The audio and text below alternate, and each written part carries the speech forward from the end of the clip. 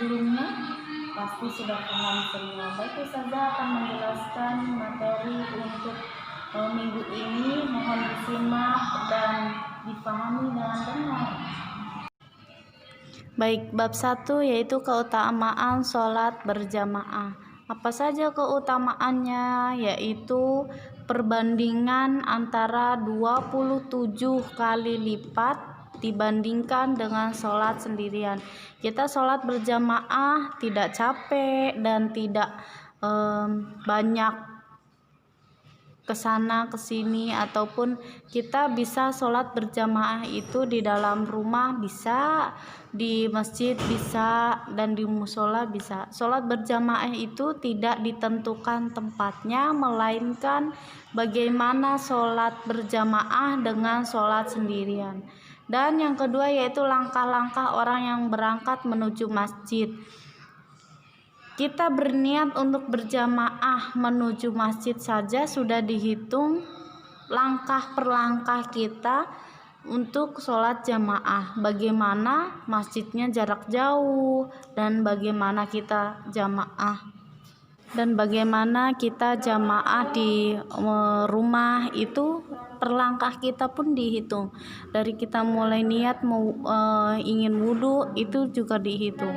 Dan selanjutnya yaitu terbebas dari sifat munafik. Bagaimana semua manusia pasti memiliki sifat munafik, tapi bagaimana Allah menghapus semuanya itu dengan sholat berjamaah. Yang selanjutnya yaitu terbebas dari belenggu setan. Belenggu itu apa? Belenggu itu bisikan dari setan ataupun ajakan dari setan untuk berbuat yang tidak baik. Yang selanjutnya yaitu akan dimasukkan ke dalam surga. Surga yang dimaksud yaitu surga dimanapun kita memilih surga itu insya Allah akan diijabah oleh Allah. Karena surga yang paling bagus dan paling mulia itu surga yang di atas.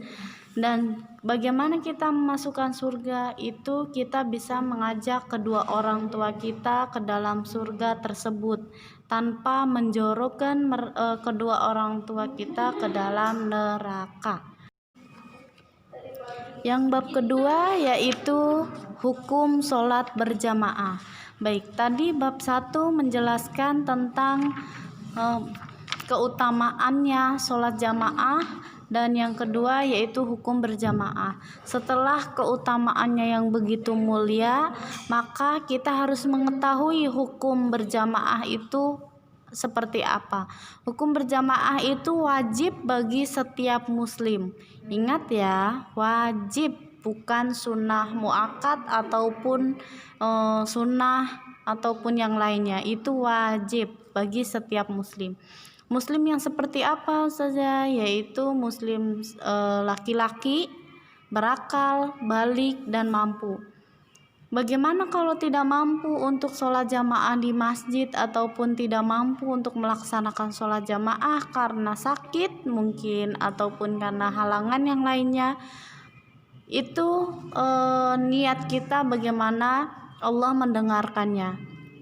Dan yang kedua yaitu dijelaskan dari hadis yang meminta keringanan bahwa dia seorang yang buta agar boleh sholat di rumahnya, tidak melakukan sholat berjamaah di masjid.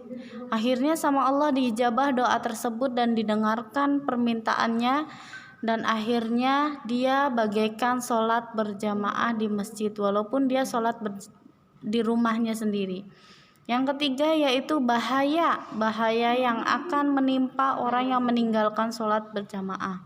Yaitu apa? Dikhawatirkan ia akan tertimpa penyakit nifak. Penyakit nifak itu seperti penyakit yang lupa tapi tidak dilupakan.